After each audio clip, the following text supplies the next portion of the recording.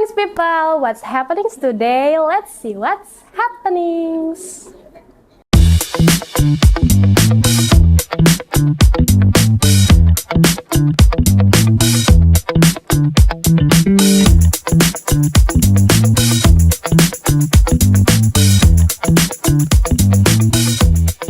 Hellings people, balik lagi di What's Happening.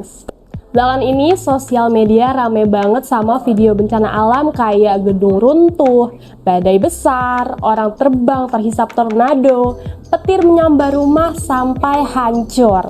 Semuanya terlihat kayak rekaman langsung ya guys people. Banyak yang langsung percaya dan ikut nyebarin, tapi ternyata tahu nggak? Video itu nggak nyata sama sekali. Semua itu dibuat oleh Sora.ai, sistem AI terbaru dari OpenAI yang bisa bikin video realistis hanya dari teks. Nah, di episode kali ini, kita bakal ngebahas kenapa video ini bisa kelihatan serealistis itu, kenapa banyak yang tertipu, dan tentu aja pro dan kontra dari kemajuan video AI yang makin susah dibedain dari kenyataan. Jadi, apa sih sebenarnya Sora.ai itu? Sora adalah model generatif dari OpenAI yang bisa bikin video dari deskripsi teks biasa. Kalau kamu masih ingat video Will Smith makan spaghetti yang dulu viral ini, yang wajah dan gerakannya aneh dan ngaco, nah Sora adalah versi yang sudah jauh lebih mateng nih people. Sekarang AI udah bisa bikin pencahayaan yang natural, pergerakan kamera yang halus, bahkan ekspresi manusia yang realistis banget.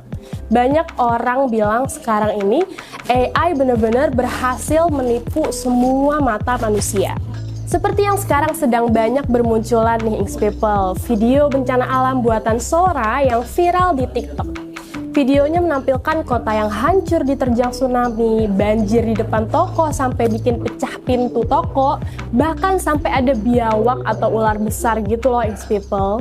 Sekilas, semuanya terlihat seperti kejadian nyata nih people, karena rekamannya menggunakan HP, jadi banyak yang terkecoh walaupun gambar nggak terlalu HD, dan banyak diunggah tanpa konteks. Jadi banyak yang mengira itu rekaman bencana sungguhan, dan bahkan banyak yang menanyakan sampai mendoakan di kolom komentar video tersebut.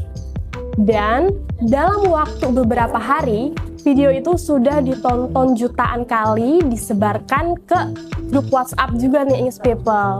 Nah, karena itu fenomena ini menunjukkan satu hal penting bahwa AI ini sudah sampai pada titik di mana batas antara fakta dan fiksi jadi kabur banget nih, jadi abu-abu banget. Dan yang bikin ngeri, hal itu bisa terjadi hanya karena satu video aja nih people.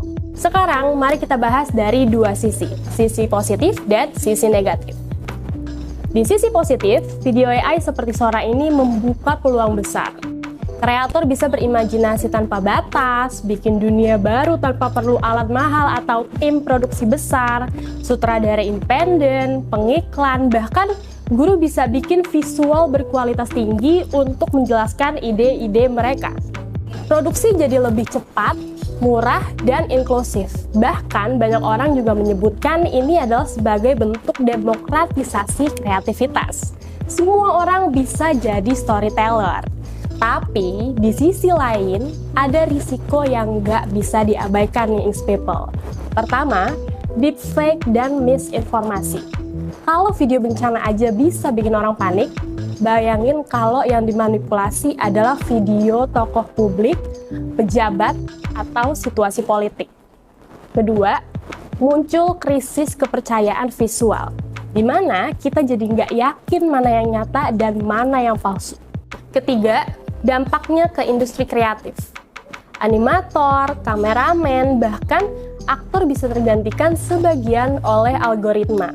Jadi, meskipun teknologi ini keren, kita juga perlu bijak nih dan berpikir sebenarnya siapa sih yang bertanggung jawab kalau AI mulai membentuk persepsi publik dengan cara yang salah. Fenomena ini bukan cuma tentang kemajuan teknologi, tapi juga tentang literasi digital. Dunia berubah, mata kita nggak bisa lagi dijadikan satu-satunya alat untuk menilai suatu kebenaran.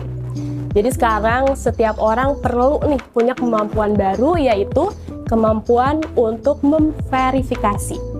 Dulu pepatah bilang seeing is believing, tapi sekarang kayaknya harus diganti jadi seeing needs verifying. Kita nggak bisa asal percaya hanya karena videonya kelihatan nyata. Yang terpenting adalah belajar untuk skeptis, memeriksa sumber, dan memahami bahwa di era AI, realitas juga bisa direkayasa. Dari kasus Sora.ai ini menunjukkan betapa luar biasanya potensi AI dalam dunia kreatif, tapi juga betapa berbahayanya kalau disalahgunakan. Jadi, bukan soal menolak teknologi, tapi soal bagaimana kita bisa hidup berdampingan dengan AI secara bijak dan juga bertanggung jawab. Karena pada akhirnya, yang menentukan bukan AI-nya, tapi manusia yang menggunakannya. Kalau menurut Ings People gimana? Apakah video AI seperti ini perlu diatur lebih ketat lagi atau justru biarkan aja berkembang lebih bebas lagi? Tulis pendapat kamu di kolom komentar. Jangan lupa like, share, dan subscribe biar nggak ketinggalan update terbaru seputar dunia teknologi dan media di What's Happenings. Sampai jumpa di episode selanjutnya.